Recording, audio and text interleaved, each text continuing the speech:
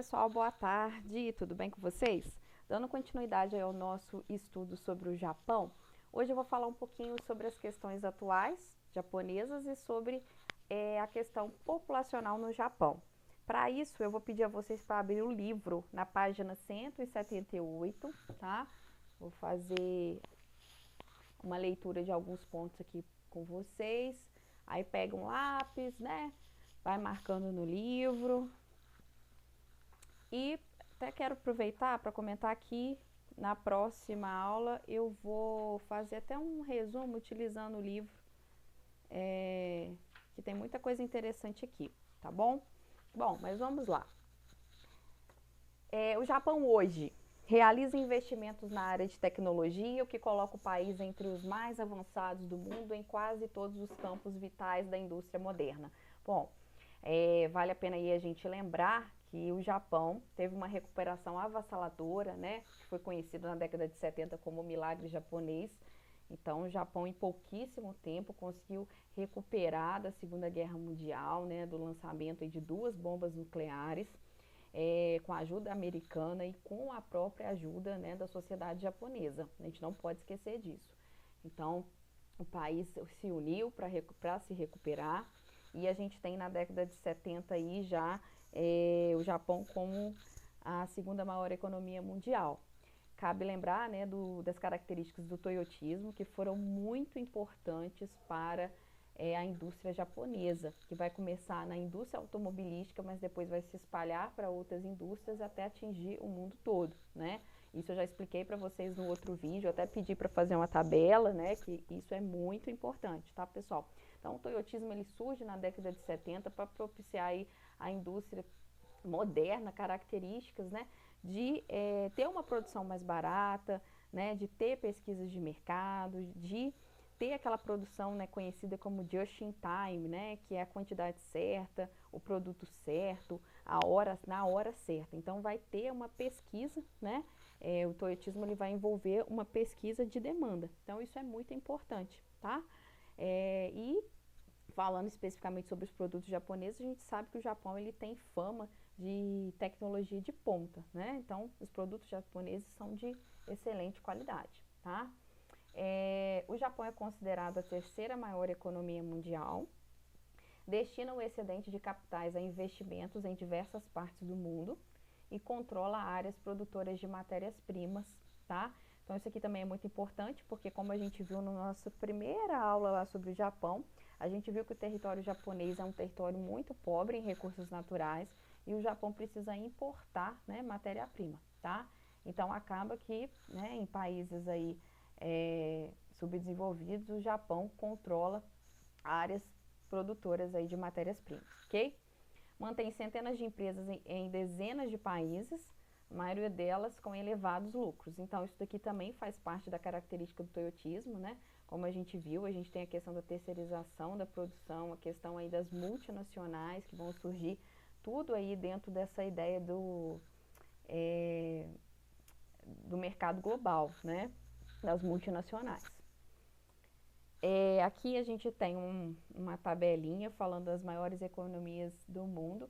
Aí, na verdade, esse quadro ele foi elaborado em 2015, mas ele tem uma projeção que acabou, né, tá correta, ela não mudou, tá? Então, se a gente pegar o último aqui, o Japão tá realmente em terceiro lugar. Então, a gente tem os Estados Unidos, a China e depois o Japão, tá? Igual eu falei, né? Apesar disso aqui ser uma projeção de 2015, ela foi efetivada, ok? Agora, vamos comentar um pouquinho, antes da gente falar das questões atuais do livro, vamos lá para a página 182, vamos falar um pouquinho sobre a população japonesa, pessoal. Eu já dei alguns aspectos aqui na primeira aula, só para a gente lembrar, né? O Japão aí tem em torno de 127 milhões de habitantes, tá? É a 10ª população do mundo, tá? E a gente viu que devido principalmente a 2 características territoriais muito importantes que tem que estar na mente de vocês, né? Todo mundo vai anotar agora, que é território muito pequeno e um país muito montanhoso, a densidade demográfica japonesa acaba se tornando muito elevada, né? Porque essa grande parte da população acaba tendo que se concentrar nas áreas mais planas, nas áreas de planície, tá bom? Mas o que que é mais importante quando a gente pensa em população japonesa, pessoal? É o seguinte, é o que a gente viu em Europa e o que a gente viu em Rússia, né? A população japonesa está envelhecendo. Então a gente teve um boom populacional após a Segunda Guerra Mundial, mas a gente pode dizer que desde a década de 90, né, desde o final do século 20, que a gente tem uma redução na população japonesa. E isso traz um grande problema, né, principalmente em relação aos aspectos econômicos, tá? Então, nesse slide aqui, né, eu coloquei um gráfico, né, para mostrar para vocês o aumento, se a gente for pegar a linha vermelha aqui, o aumento da população com mais de 65 anos, né, e uma redução da linha azul, que é a população abaixo de 14 anos, tá? Então, a gente tem uma diminuição da taxa de natalidade e um aumento da expectativa de vida. Só para vocês terem ideia, né? O Japão é um dos países que as pessoas vivem mais, tá? Então, isso é uma característica muito importante, mas ela precisa também ser acompanhada, né, com uma taxa de natalidade que consiga aí manter, né, a população economicamente inativa, né? A gente precisa ter uma população economicamente ativa para manter os inativos. A população japonesa deve diminuir 30% até 2060, ficando abaixo dos 90 milhões de habitantes. Lembrando que hoje a gente tem em torno aí de 127 milhões, sendo 2/5 deles maiores de 65 anos. Disse o governo local nessa segunda-feira, né, um sinal de forte ônus financeiro que recai sobre uma das sociedades que mais rapidamente envelhece no mundo. Na verdade, isso aqui eu tirei de uma reportagem que eu vou comentar com vocês daqui a pouco, né? Depois eu vou até apagar essa parte aqui. Mas é interessante aqui o que a gente tem que lembrar, né? Dessa questão que a expectativa de vida japonesa ela é muito elevada, tá? E que a população está envelhecendo. Então, cada vez mais, o grupo aí acima de 65 anos está bem elevado e o grupo abaixo de 14 anos está cada vez reduzindo, tá? Então, aqui a gente tem outro gráfico mostrando a evolução do crescimento vegetativo, né? Esse aqui é até 2010. Então, a gente tem uma redução, ó, da taxa de natalidade, principalmente, né? A gente pode dizer que principalmente após 1990, porque quando a gente tem 2,1, a gente coloca, né, que é um filho para substituir o pai e um filho para substituir a mãe. Após isso, a gente já tem um problema, já começa a existir um problema aí, tá? E que hoje já se configura aí num crescimento negativo, tá? Então, desde a década de 1960, o crescimento vegetativo japonês vinha caindo lentamente, mantendo-se em torno de 1% ao ano. A partir da década de 1990, houve um acentuado declínio da taxa de natalidade, que reduziu bruscamente o crescimento vegetativo. A previsão é que esse crescimento se aproxime de zero nos próximos anos, e foi o que aconteceu, né, pessoal? Isso aqui também é interessante a gente pautar, até um aspecto que eu não comentei, que é a questão étnica da população japonesa. Ao contrário do Brasil, a característica étnica dos japoneses é mais homogênea, né? Eles não têm muita miscigenação lá. E por conta também do país ter ficado fechado, né, por muitos anos, o que aconteceu? Eles não têm muita característica de ser um país de receber muitos imigrantes, tá? Que é uma coisa que precisa ser, eles estão tentando, né, mudar esse aspecto agora, né? De ser mais, vamos dizer, aberto à imigração, tá? Aqui a gente tem mais um gráfico, né? Só que aqui já colocando uma projeção aí para o futuro, tá? Então a gente tem aqui uma projeção de que hoje a gente está aqui, vamos colocar entre 2015 e 2025, a gente está em torno aí de 127 milhões de habitantes, e depois disso, quando a gente continua à direita, aí a gente vê uma projeção de retrocesso, né, a queda da população japonesa, que simboliza um grande problema, né, porque uma população envelhecida, ela significa problemas econômicos, tá? Embora a demografia seja considerada uma grande questão nacional, então por conta disso a gente vai ter a questão demográfica como uma questão atual, como um problema japonês, tá? O crescimento vegetativo é negativo, hoje já se configura então um crescimento vegetativo negativo na população japonesa. Então, se caso, né, pergunta na prova de vocês, característica da população japonesa, né, que hoje ela já representa um crescimento vegetativo negativo, tá?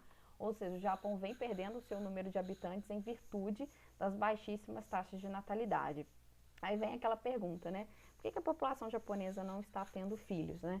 O que aconteceu é que uma população que está acostumada culturalmente, né, a trabalhar muito, quando eles chegaram ao ponto de ter uma tecnologia mais elevada, muita gente trabalhando, a mulher entrando no mercado de trabalho, né? O que aconteceu? Os casais, as mulheres, elas acabaram optando por ter um filho ou às vezes não ter filhos nenhum, não ter nenhum filho. Então, o governo acaba tendo que incentivar, né, a questão da natalidade, como a gente já viu nos governos europeus, né, oferecendo aí políticas para incentivo da taxa de natalidade e também tentar abrir o país aí a questão da imigração. Mas essa questão primeira que eu falei, da questão do incentivo da própria população japonesa, isso não é fácil assim, tá? Porque por mais que o governo incentive, as pessoas não simplesmente vão querer ter filhos simplesmente porque o governo está incentivando, tá? Por outro lado, isso gera outro problema demográfico e econômico. O envelhecimento populacional, haja visto que as taxas de mortalidade são baixas e a expectativa de vida da população japonesa é uma das mais elevadas do mundo, tá? Então, eu falei com vocês, né, 82 é em torno de 82 a 83 anos, tá? Então, como diz, né, o texto é uma das mais elevadas do mundo. Então, a gente tem um envelhecimento populacional, né, caracterizado por baixíssima taxa de natalidade e de mortalidade, tá? Com isso, o número de idosos e aposentados é muito grande, o que ocasiona o surgimento de problemas de ordem previdenciária, que eu já havia falado com vocês, né? É a mesma situação da Europa. A gente vai ter uma população economicamente ativa, a famosa PEA, então anotem aí no caderno, muito baixa para sustentar um número elevado de idosos, ok? Então, a maior consequência da baixa, tem que arrumar aqui, baixo crescimento vegetativo do Japão é o envelhecimento da sua população. Cresce assim a pressão sobre o mercado de trabalho com falta de mão de obra em certas áreas. Então, o que acontece? Por mais que os japoneses passam a trabalhar mais, né, mais tempo, alguns pontos ali de trabalho, algumas empresas, né, precisam de mão de obra, vamos dizer, mais nova, tá? Não serve para qualquer pessoa. Então, o que acontece? Acaba tendo essa carência. Então, eles vão precisar incentivar a imigração. Então, isso aqui é uma preocupação gigantesca dos japoneses, né, dos políticos japoneses. Eu vou mostrar para vocês aqui um vídeo muito bom que fala sobre essas consequências, tá? Aqui eu tenho a pirâmide etária japonesa, as pirâmides, também mostrando uma evolução e mostrando uma possível, né, pirâmide de 2050, né? E o que a gente vê, né? Aquela pirâmide bem parecida com a pirâmide europeia, até pior, né? Com número muito reduzido de taxas de natalidade e uma expectativa de vida muito alta. Então, a gente tem um número de idosos muito grande e um corpo da pirâmide que é caracterizado aí pela população economicamente ativa, né, reduzindo cada vez mais, tá? Então, essa pirâmide está virando uma pirâmide invertida e isso se torna um grande problema, tá? Hoje eu tenho aqui, né, nesse slide, a pirâmide atual do Japão, a mais atual que eu consegui aí, de 2018, tá? A gente vê, observa que principalmente do lado direito, onde mostra as mulheres com mais de 80 anos, é muito grande, tá? Aqui eu coloquei uma leitura obrigatória da reportagem para vocês, tá?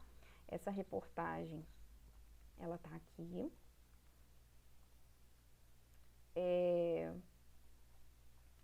População do Japão tem queda recorde.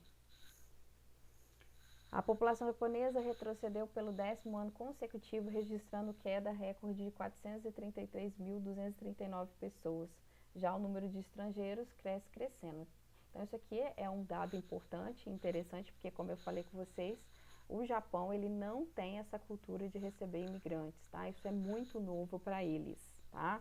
Então, a população do Japão, excluindo residentes estrangeiros, caiu para o patamar de 124 milhões a partir de 27 de janeiro desse ano, tá? Esses números, gente, eles vão mudar um pouquinho de acordo com cada fonte, tá? Esse aqui é de um ano atrás, né? Então, ele mostra, né, que há um declínio populacional desde que a pesquisa foi iniciada em 1968, tá? Aí, o que é importante que eu separei para vocês é isso aqui, ó. Enquanto isso, o número de residentes estrangeiros registrados no país subiu, tá, para 2 milhões, tá? Um aumento aí de 169.543 em relação ao mesmo período do ano passado, tá? Então, isso aqui é bem interessante, tá? Registrando aumento no número de imigrantes, já que as empresas estão recrutando cada vez mais trabalhadores de outros países para lidar com a grave escassez de mão de obra em meio ao declínio aí da taxa de natalidade. Então, isso aqui é muito importante, tá? Então, se pergunta, né, o que o Japão está fazendo para tentar amenizar esse problema? Então, está incentivando, né, a população a aceitar os imigrantes, as empresas a contratarem pessoas de outros países, tá? E as pessoas a terem filhos, ok? Então, depois vocês podem terminar de ler essa reportagem, tá? E agora eu vou pegar o livro aqui na página 182, tá? Livro, página 182. Eu vou fazer uma leitura aqui com vocês, tá? Livro, página 182. Deixa eu só colocar aqui isso no slide. Livro, página 182, tá? Então, livro, página 182. Vamos lá. Envelhecimento da população. Em 2017, a taxa de natalidade do Japão era de 0,76 e a de mortalidade de 0,96. Isso significa um ritmo de menos 0,19% de crescimento demográfico anual, ou seja, negativo. Há, portanto, uma espécie de estagnação ou até retração demográfica, já que o crescimento ocorre apenas por meio da entrada de imigrantes, que diminuiu bastante nos últimos anos. Em 2017, 27,3% da população tinha 65 anos de idade ou mais. Aí o que acontece, gente? Como eu falei com vocês, a população japonesa não tem muito essa cultura de receber imigrantes, tá? Aí o que aconteceu? Essa reportagem que eu mostrei para vocês aqui, ela é do ano passado, tá? Eles acabaram, em 2019, aumentando novamente esse número de imigrantes, tá? Porque eles fizeram novamente esse incentivo, porque novamente isso tinha caído. Então, a gente tem uma característica da população japonesa aí com um crescimento negativo e eles precisam incentivar esses imigrantes, tá?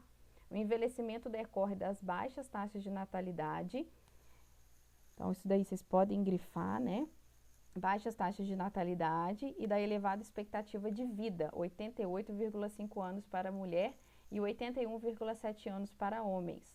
Esse fato tem levado o governo japonês a incentivar a natalidade, por enquanto, sem grandes resultados, com o aumento do auxílio financeiro aos casais que têm filhos e ampliação de acesso às creches. Então, a gente tem essas políticas sociais do governo para a população, mas como eu falei com vocês, isso daqui não acaba não resolvendo muito, porque a população que não quer ter filho, não adianta o governo incentivar, né, porque eles continuam não querendo, tá? Um ou outro aí casal que acaba resolvendo ter filho, né?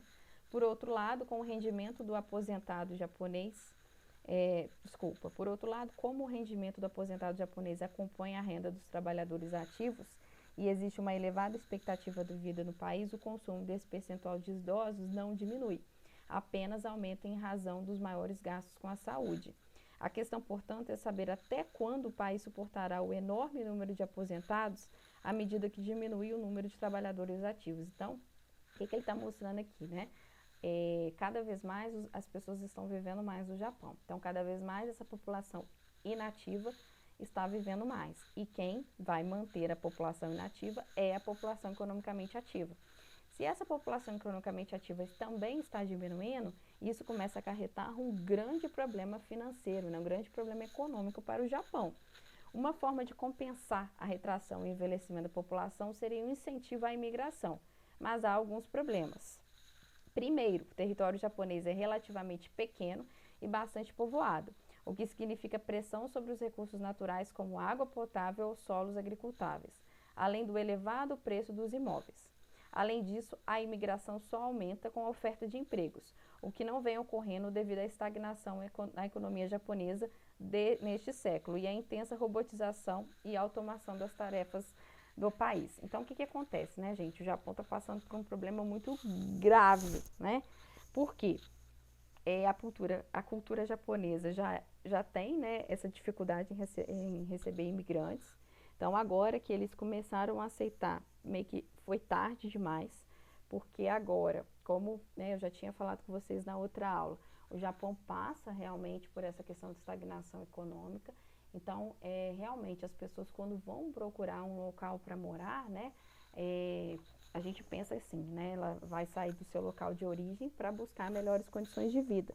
E como as empresas não estão oferecendo condições tão melhores assim, então está tendo essa dificuldade de receber imigrantes, né? Então, por um lado, as empresas são incentivadas pelo governo para atrair imigrantes, mas por outro lado, elas têm essa dificuldade, principalmente com relação à questão do custo-benefício, né? Que é a questão de quanto que esse trabalhador vai receber, tá? Então, é interessante vocês fazerem essas duas atividades da página 182, tá? A fixarem. E agora eu vou passar um vídeo que mostra esse problema, né, do envelhecimento populacional japonês. Esse vídeo é de 2016, é do último censo lá, mas ele não, em aspectos populacionais, ele é bem recente. O novo censo demográfico do Japão, que acaba de ser divulgado, indica que a população do país diminuiu em 1 milhão de pessoas nos últimos 5 anos. Com o declínio da população economicamente ativa e o envelhecimento dos habitantes, o Japão se aproxima de uma crise. O comentário é de Flávia Aguiar. O Japão enfrenta um problema seríssimo, mais um.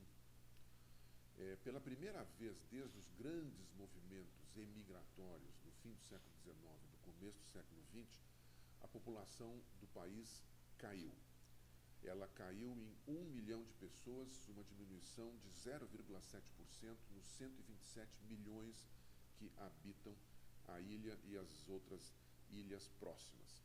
Há uma estimativa da ONU que, se nada diferente for feito, em 2100 a população do Japão estará reduzida a 83 milhões de habitantes, sendo que 35% dessa população terá 65 anos ou mais, o que representará um problema gravíssimo do ponto de vista econômico.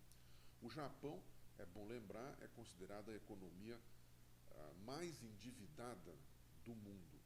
A dívida pública do Japão soma 11 trilhões de dólares e é, portanto, 245% do seu produto interno bruto anual. Diz o FMI que, se nada acontecer, em 2030, essa dívida vai passar de 3 vezes o produto interno bruto anual do país.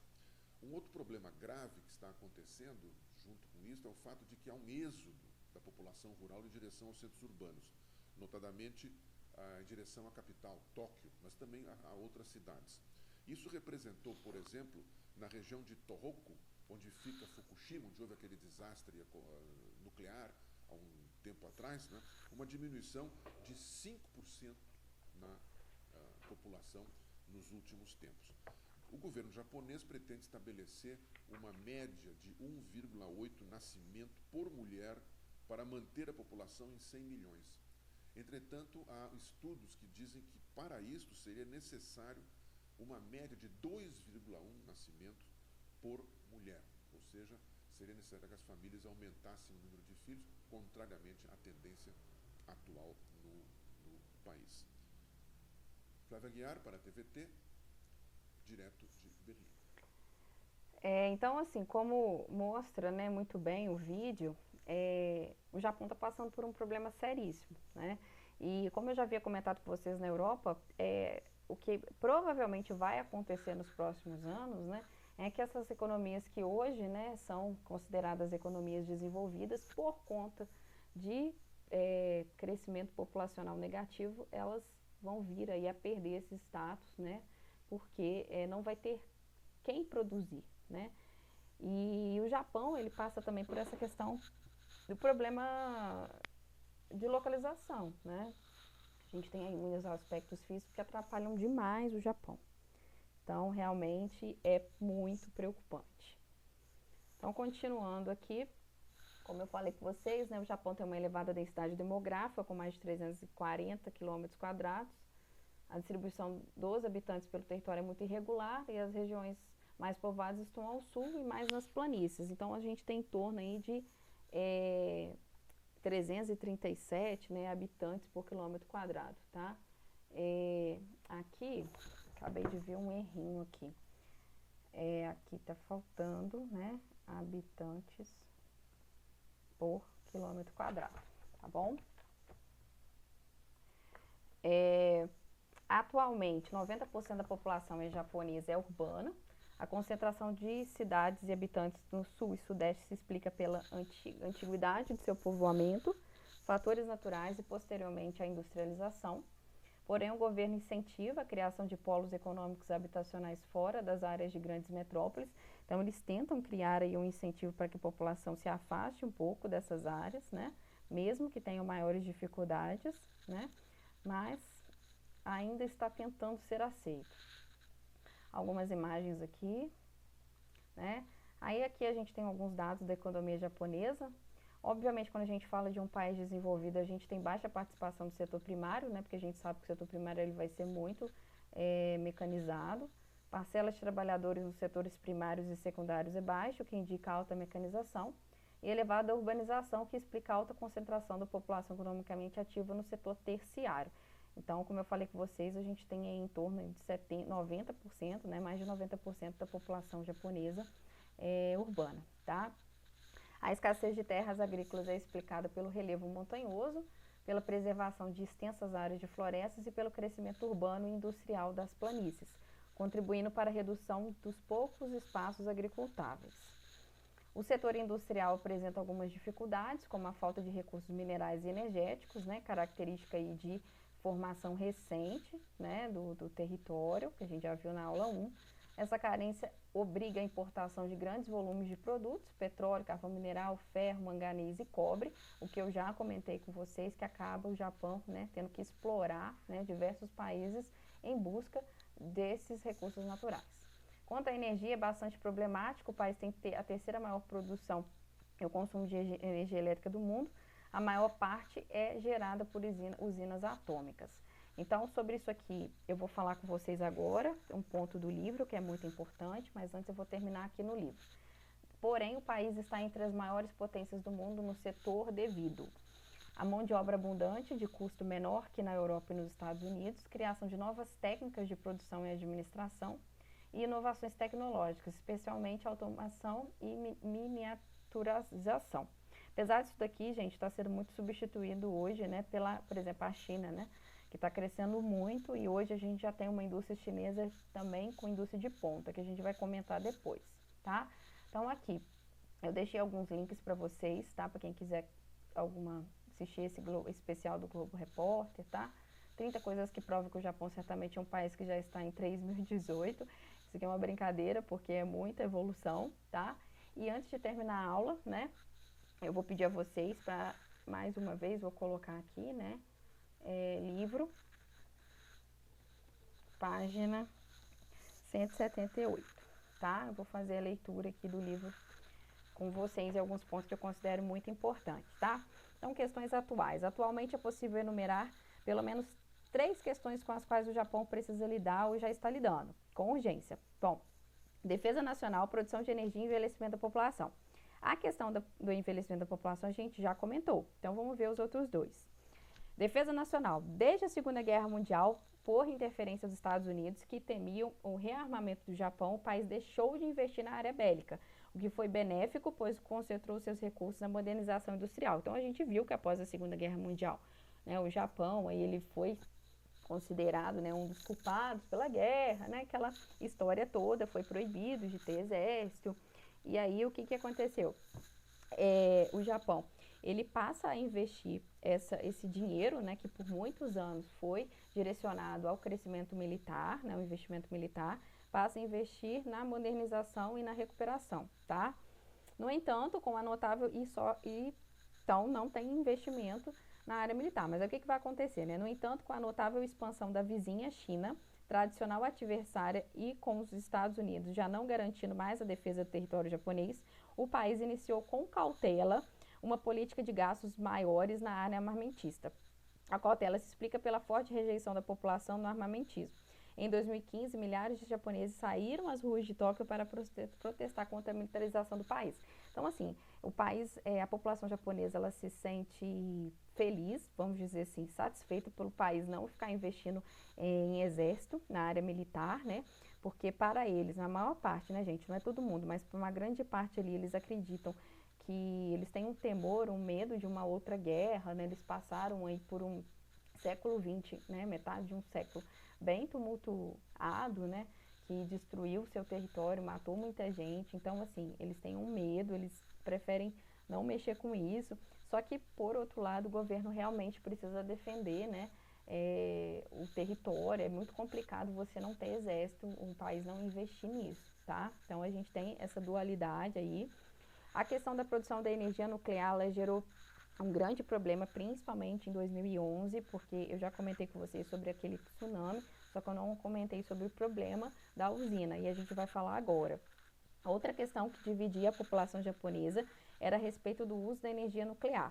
Na verdade, não só sobre a população japonesa, né, sobre a população mundial, porque o uso da energia nuclear ele é muito perigoso. Mas como a gente viu na Europa, muitos países detêm, né, precisam disso, não tem outra forma. Trata-se de uma fonte de energia ainda importante para o Japão em termos de geração de eletricidade, mas que já está sendo praticamente abolida no país. O Japão foi a primeira e até o momento a única nação a sofrer os efeitos provocados por bombas atômicas que foram lançadas pelos Estados Unidos em 1945, na cidade de Hiroshima e Nagasaki. Esse acontecimento criou um profundo temor na população em relação aos perigos da radiação.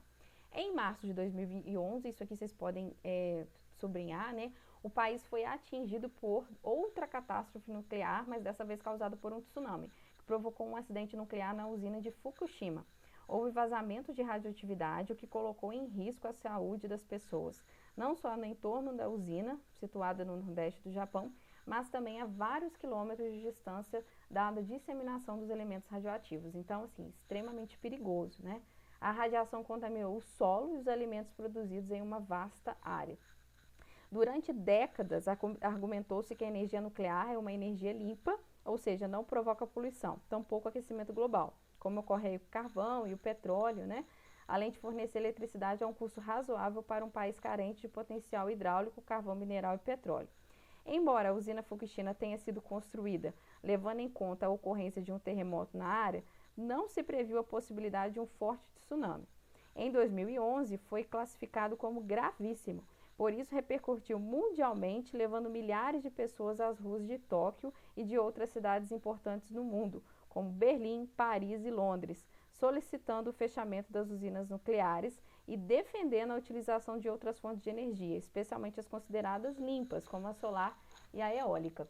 O Japão, assim como a Alemanha, sob pressão popular, decidiu que não construiria novas usinas nucleares. A França, o país que mais depende de energia nuclear em todo o mundo, os Estados Unidos e até a Índia mantêm suas usinas e não se opõem à construção de novas.